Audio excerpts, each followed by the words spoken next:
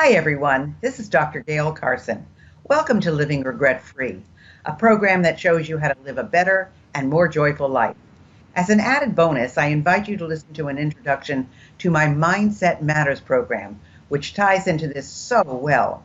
Go to www.sobmindset.com. It's free, and I know you will enjoy it. If you'd like to contact me personally, drop me a line at gaylecarson13@gmail.com or go to my website, www.spunkyoldbroad.com, and sign up for my weekly newsletter. Hi, everyone. My guest today is Barbara Katz. She's a dating and relationship building coach with a proven track record of empowering singles 50 years and older to find positive, loving relationships. As an NLP certified practitioner and professional coach and mentor, she teaches men and women how to connect in a more genuine, confident, and playful way. Her process guides singles to a high level of confidence and clarity, where they discover their true selves and the type of relationship they deeply desire. She has a caring and non-judgmental approach, which creates a safe space for her clients to communicate openly and freely. Once her clients discover their true value and confidence, they move forward in a positive way that attracts a meaningful and loving relationship they never thought was possible. Welcome, Barbara. Welcome. Thank you so much for having me. I'm honored. Well, I'm sure that there are a lot of things that you hear from singles over 50 who begin dating, especially when they're going back into that dating world, because I know some of them may be widowed, some of them divorced, some of them may never have been married. So what do you hear the most from people over 50? Everybody's journey is different, but the things that I hear the mostly is it's scary. And I can't believe I'm back here again. And I really wasn't good at this the first time, afraid of getting hurt, and I don't even know where to begin. Interesting. Well, I think that it's probably true. They probably didn't like dating in the first place. So I loved dating, but I never wanted to get married. And then I got married to the most wonderful guy in the world. And it lasted for 45 years until he passed away. But I have never, ever wanted to date since. And I think it's because I am so busy. I have such a full life that I never, ever really felt I wanted somebody else in it. Now, I do have to tell you, I love my animals. And if I didn't have my animals in my life, I'd probably feel a lot more lonely. But what advice do you have about where to start? The ultimate end result is to find a partner and help build their confidence. And the first place I always ask people to start at whenever I'm working with them is to get clear about, firstly, who you are, because it might be a long time since you've actually figured that piece out, who you want to attract, and ultimately how you want to feel when you're with them. Yeah, that's got to be a big factor because you don't want to just settle, because you think, wow, I'm over the hill. You want to still have this wonderful, loving, terrific relationship. It's really important to look at what you've done in the past, because obviously where you are right now, you don't want to repeat it again. So what I tell people is go back and think about all the significant relationships in your life, starting, perhaps in high school. Maybe you had your first love and you had a lovely relationship or not. Then, what might be some significant relationships that happened between then and now, and start mapping out what your patterns are, because some things you're doing serve you and some things do not. And if you keep repeating your patterns and choosing the same person, and they look different, but fundamentally they're the same person, you keep repeating, you're not going to move forward, and you're just going to keep repeating what you've done in the past that hasn't perhaps worked for you. It's interesting because when I look back, I guess I dated a whole bunch of different kind of people, because I dated a lot. But the guy I married was solid, solid. And, Yeah. and people say, well, how come you don't want to get married again? Well, I really don't. But if I did, I have 3 requirements. Number 1, he can't smoke. Number 2, he has to have a sense of humor. And number 3, he's got to love animals. Now, those are my 3 criteria. I'm not budging on any of those. But, it is interesting how people choose the same kind of person over and over and over. Absolutely. But luckily I got the right one the first time. So where do you think online dating fits into the over 50 crowd? Perhaps if people are coming back into the dating world again, they've never even considered it. And firstly, I want to say people have to decide what they feel comfortable with and what's right for them. And I often suggest, you may want to think about trying online dating because, number one, statistics I've seen is upward of a third of people who are married have actually met online. So some other things, it increases your opportunity of people that you may never have an opportunity to meet before. It increases your geographic reach. It allows you to get to know somebody, perhaps at a deeper level before you physically decide you want to meet them. So, I do suggest even the process of getting ready to go online, of, writing your online profile and really getting clear, regardless if you ever go online or not. It just starts, it starts the wheels in motion. It starts you moving some energy towards attracting someone. So it may or may not happen online, but even the process of getting ready, I recommend it fully.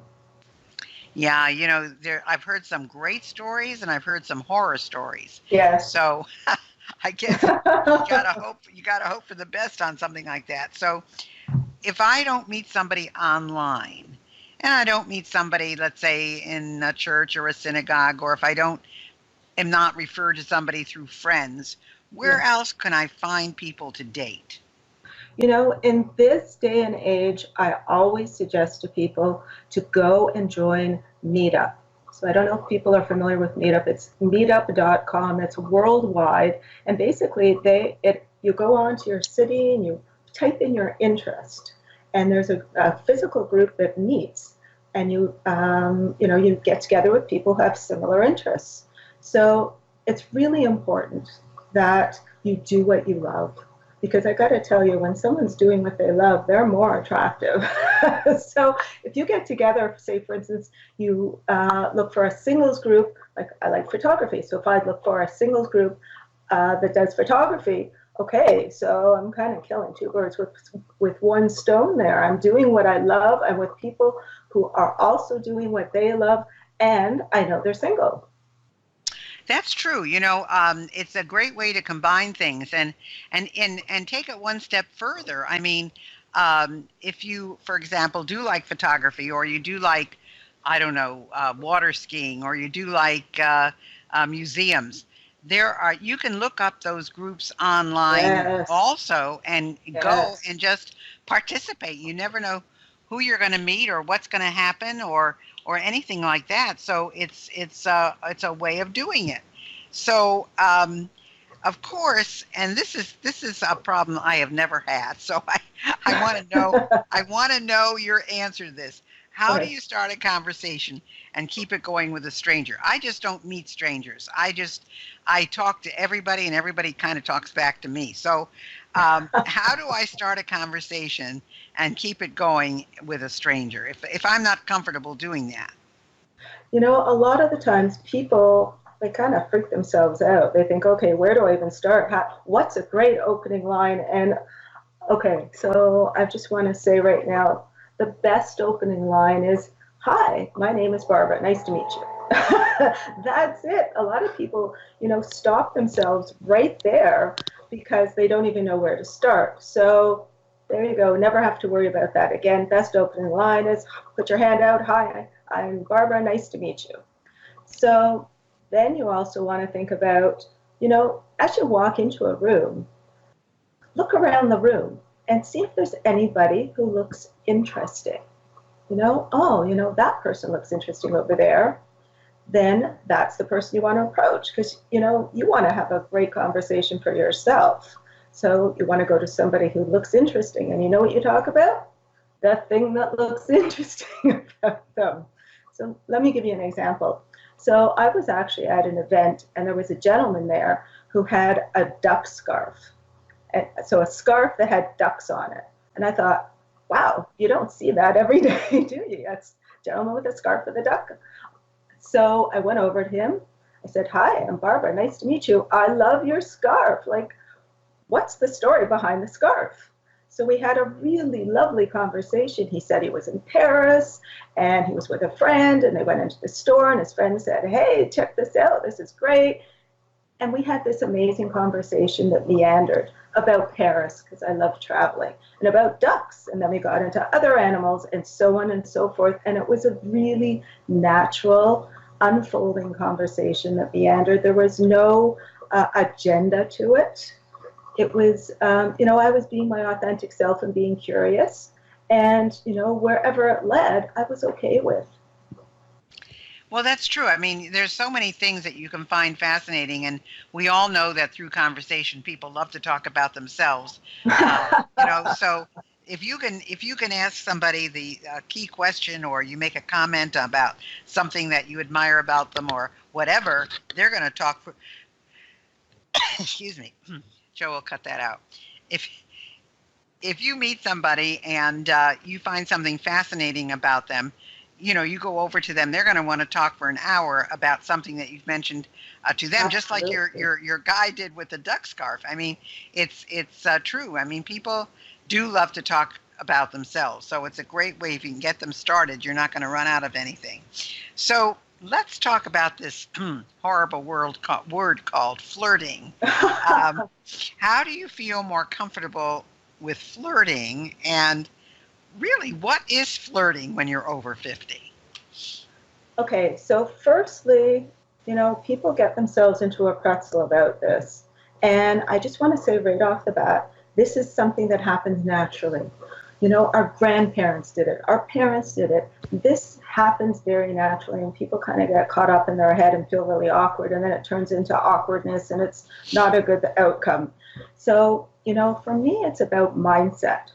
So I want to offer a new way to look at flirting to your listeners. So I suggest to them that perhaps if they look at flirting as an invitation to someone that you're open to being approached. That's it. That's it. It's an invitation that you're open to being approached. So you also want to bring a mindset of light playfulness. Because when you're feeling really stressed out about it, and you're worried about rejection, and all sorts of things in your mind are going to a bad outcome, you're giving off that vibe. So, that kind of muddies the waters as well. And then the last thing I want to talk about is you want to set yourself up for success rather than, not a good outcome. So when you're looking around the room, you want to look at people's body language, because over 90% of our communication as human beings is nonverbal. So look at people's body language. Are they all closed up? Are their arms and legs crossed? Are they looking at their phone and they're kind of putting a barrier around themselves that they don't want to be approached? Or, are they looking around the room? Do they have a happy, bright smile on their face? Or is their body language open and a little bit more inviting? You want to approach people that are already open to being approached. Yeah, it's almost thinking back to the days when you were 16, and you were giggling about the guy in the corner, or the guy in the class, or the guy, who was the football hero or whatever. And remember back to what you did, and some of it was unconscious, some of it was conscious, but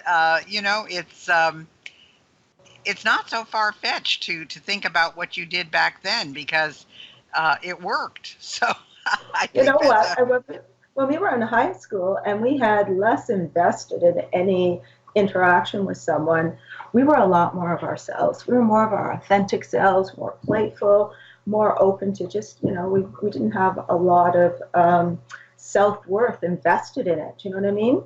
Exactly. Yeah. Exactly. And it's Yeah, I mean, dating's as supposed we've to be gotten fun. older, we've gotten a little more reserved. Yes. So, how do you help your clients, Barbara? What do you do to help them get the chosen one?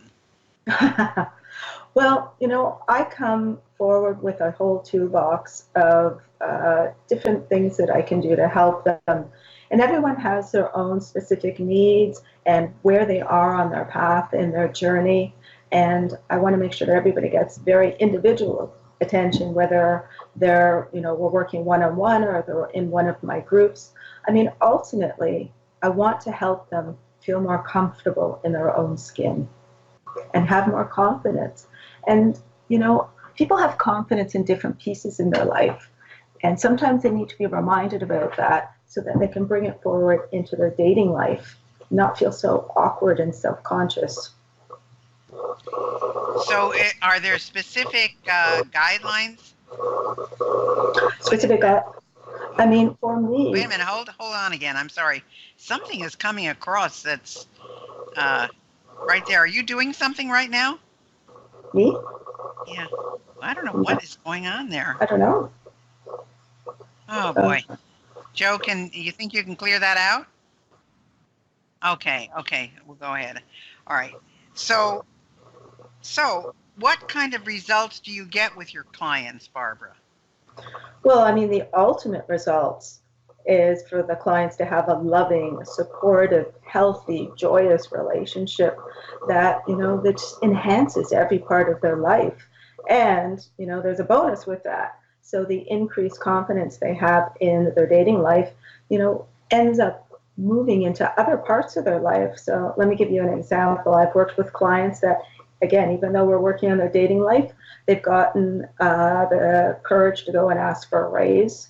I've just recently worked with a gentleman who was 65 and he wanted to expand on the acting that he did. And he just got a major role in a TV pilot. So, in addition, it's kind of like all-encompassing. You're working on one piece and it just gives you the results in a whole bunch of other areas simultaneously. So it's really like more confidence and more self-assuredness that allows you to kind of sparkle in other areas of your life. A question that I'm thinking of is how many of these people who want to date actually want to get married? I mean, there is a difference. So do I want to date? Do I want to get married? Do I want to live with someone? Yeah. What do you find are the things that you hear the most? Well, it obviously depends what stage in their life they're at. And people 50 plus, a lot of the times they're looking for ongoing companionship. And they may not want to move in. They may be perfectly happy with the living situation they have, and maybe, they want to see someone 2 or 3 times a week. You have to, right at the beginning, the best thing you can do is just be honest with yourself, because you want to find a relationship that fits for you. You don't want to, press yourself into what you think somebody else wants from you. You want to find the person that's on the same page as you are. That's true. I'm always amazed at the different combinations. I mean, things that were so important to you when you were 20 are so not important to you when you're 50, and the way you want to live your life and how you want to be. In fact, what was it? I think it's Gwyneth Paltrow that in her new marriage, she says they're together 4 nights of the week and 3 nights of the week they're separate. They live in their own household, and I would think that's pretty nifty myself, because you can get all the things done that you want to get done and not be, interfered with. But on the other hand, a lot of people say, "What? Are you crazy?" So, it's just really interesting what how people perceive different things. So, what do you think people can do to make a first date successful? Well, the very first thing, the most important thing in my opinion, is just be yourself. Again, a lot of the times people are trying to think, okay, so who I think I should be, or what do they want? And then, you know what? You get busted eventually, right? If you start dating with them and you told them that you enjoy this because you thought they wanted to hear that, and really you don't, like, just start right off from being honest. Because, going on a first date, second date, third date, it's about seeing if there's a connection. It's about both of you trying to see if there's a good fit there or not. And if there's not, that's okay. You do not take that personally. You're meant to be with someone else, they're meant to be with someone else. So the first thing is definitely be yourself. And, you want to be curious. It comes back to curiosity, right? Ask lots of open-ended questions. And you want to, be vulnerable enough to, when someone asks you a question, give them an honest answer, so that it's a back and forth kind of ebb and flow conversation as opposed to interrogation. It's the worst, right? You think, have I got the job yet? Did I meet all the criteria, right?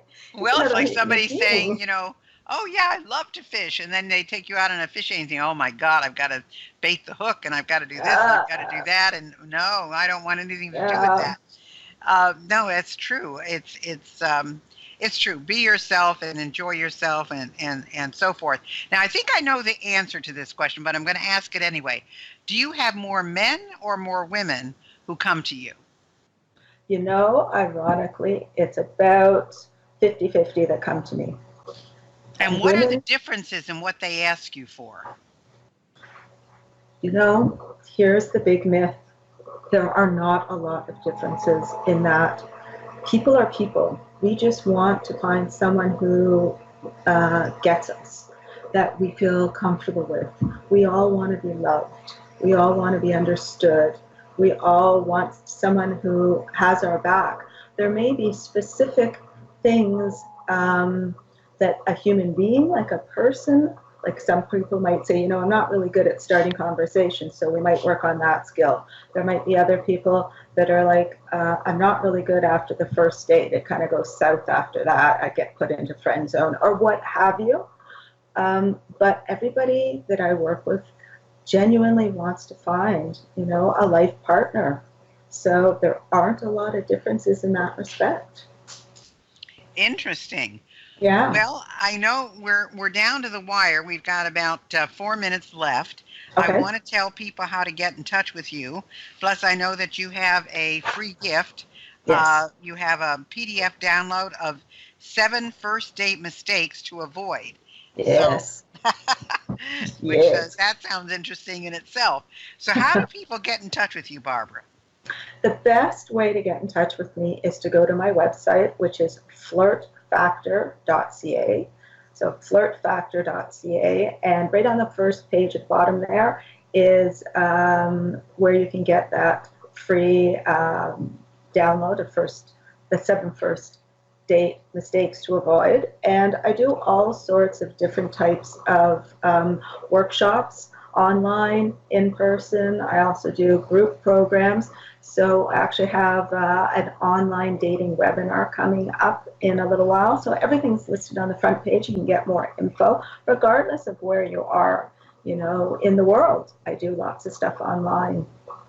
That's wonderful. Well, again, her website, and this is very important because it's got a different tagline there, flirtfactor.ca, not com.net, anything else. It's CA. So flirtfactor.ca. And there, if you go there, you're going to find her download 7 first date mistakes to avoid, and you'll find out everything else that you need to know. We have just about 2 minutes left. What have we not covered regarding dating, Barbara, that we should know? Well, regardless of where you are in your life, what, stage you are in your dating life, it's really important to be true to yourself. I know I've made that point before, but I just want to emphasize it. The best thing you can do is really, truly do some self-introspection and say, who am I and what do I bring to the table? What are my non-negotiables? Like at the beginning, you had said, they have to enjoy animals, no smoking. Like, know what your non-negotiables are and stick to them. Also decide, what are the the qualities and characteristics of the person that I want to be with that are just so important to me that if I don't have them, I'm going to really miss them. And ultimately, people can make lists and lists and lists and lists, and you're all thinking about what you think you want. When it comes to finding a partner, it truly is about your heart. It's about how you feel. When you're with someone, how do you feel? And you'll get an immediate hit on that when you sit down with someone, and even on the first or second date. How do they make you feel? Do you walk away thinking, wow, I just have so much energy and I love being with them and I just want to know more and they're amazing? Or do you walk away feeling drained? Do you feel like, wow, I need to go home and have a nap? Like, that's a big indicator to trust your gut instinct. And if you think they're not right for you, then just say to them, you know what, I just don't see a fit here. You're a great person, but I don't see a fit here. And I wish you well in your dating success, and I'm going to move on. And, we both deserve to be with people that are just the right people for us. Yeah, I guess the important thing is don't settle. That's the important thing. Yes. Well, Barbara, I tell you, it's been really fun having you. I hope that I hope some people take advantage of that download. I'd love to know what's on it. So people, if you want to know mistakes to avoid when dating, there you go. Go to Barbara's website, flirtfactor.ca. Thanks so much for being with us, and lots of luck to you in the matrimonial space, getting all these couples together. Thank you so much, Gayle. It's been such a pleasure. Thanks for listening, and I hope you enjoyed today's show. I choose my guests carefully, so if you have someone you'd like me to interview, please drop me a line at gaylecarson13@gmail.com. In the meantime, check out my intro program, Mindset Matters, at www.sobmindset.com. See you next week.